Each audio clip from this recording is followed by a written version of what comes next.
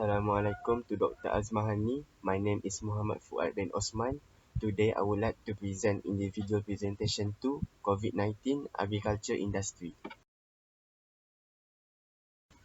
Before we get to the crux of the discussion, let us know what is agriculture first. Agriculture is the science and art of cultivating plants and livestock. It contributes 12% to the national gross domestic product and provides employment to 16% for the population. When COVID-19 outbreak into global pandemic, Malaysia enforced Movement Control Order on March 18, 2020. MCO policies has changed the overall structure of Malaysia economics and social activities. Agriculture had severely impacted from the outbreak and led to many economic problems, such as food security and food supply chain disruption. So how the COVID-19 affected the agriculture industry?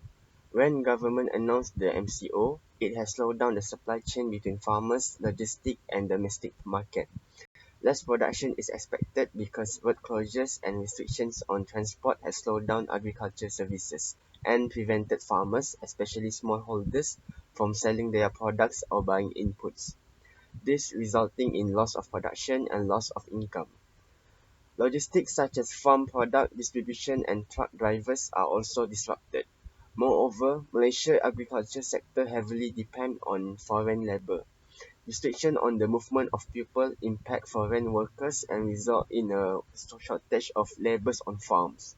This affects the subsector of crops, livestock and fisheries, especially the labour-intensive farm, and its effect is felt throughout the whole value chain of agriculture, affecting the food supply and hence the market prices. Shortage in the market food will occur and causes panic shopping by consumers. Next, how it lead to economic downturn. Unemployment in agriculture sector will be taken as merit in economic downturn. Agriculture sector recorded the highest percentage of job losses compared to other sector with amount of 21.9%. 33% and 21.1% workers from fishing and agriculture and plantation subsector have lost their job, followed by transport and storage by 18.7%. An inspection conducted by Pembangunan Luar Bandar (KPLB) Dr. Abdul Latif Ahmad found that 70% farmers who live in rural area are affected during the pandemic. Moreover, from the survey conducted, 78,372 from 168,182 lost their job during the pandemic. Although farmers are being cut off from their salary by 50%, most of the small plantation workers harvesting crops such as vegetables and fruits are totally losing their job because of absence of demand. They complain for experiencing surplus of supply since no buyers purchases their harvest, and eventually the surplus of crops are being dumped. So who is directly and indirectly affected? COVID-19 has caused the global demand reduction by the closing of hotels, restaurants, and institutions. This is because people are distracted by online sales and home delivery services systems that have moved customer purchasing behavior. Production producers and distributors are required to move their stocks to retail outlet as their premise doesn't meet if customers channel anymore. On the other hand, the median and average salaries of agricultural sector are the lowest compared to other sectors, and about 56% of agricultural workers have non-standard status. Non-standard status workers do not work full-time or do not have formal employment contracts. In fact, many are self-employed. Thus, there are more risks at being fired, asked to take unpaid leave, and bankrupt for the employers. What are the steps taken to overcome the effect on agriculture? Government has introduced the Job Retention Program (ERP) to help the self-employment Social Security (SKSPS) under the Social Security Organisation (SOCSO) to ensure the self-employed employees are covered in the event of lost income. ERP includes 20 informal sectors, including agriculture, livestock, and fisheries. ERP also concludes supplementary payment, since 600 ringgit wage per month is not enough for the workers. Other than that, government also provide agro-food special funds that were channeled to non-competitive farmers.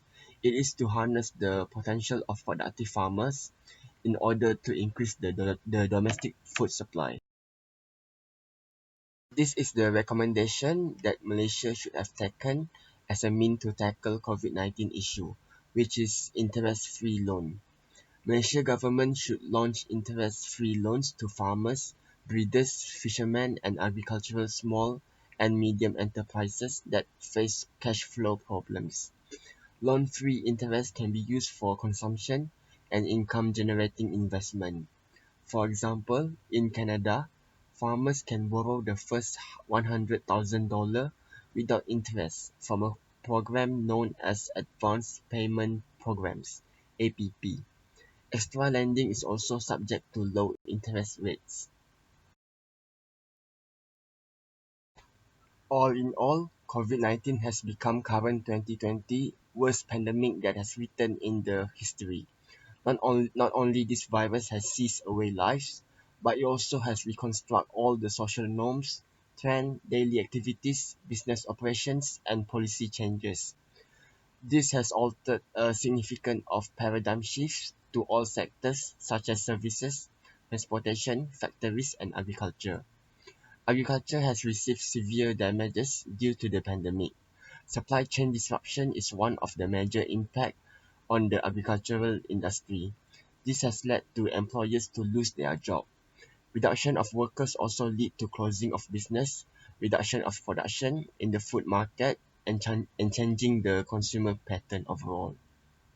Even though government has announced various means such as agro-food special funds and job retention program to tackle these issues, much of further actions are ought to be implemented, such as interest-free loans. We all should take the most important step by first reducing the probability of this disease from being spread.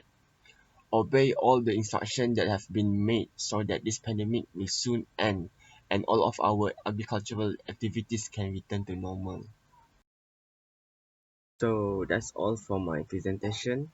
Thank you very much for your attention.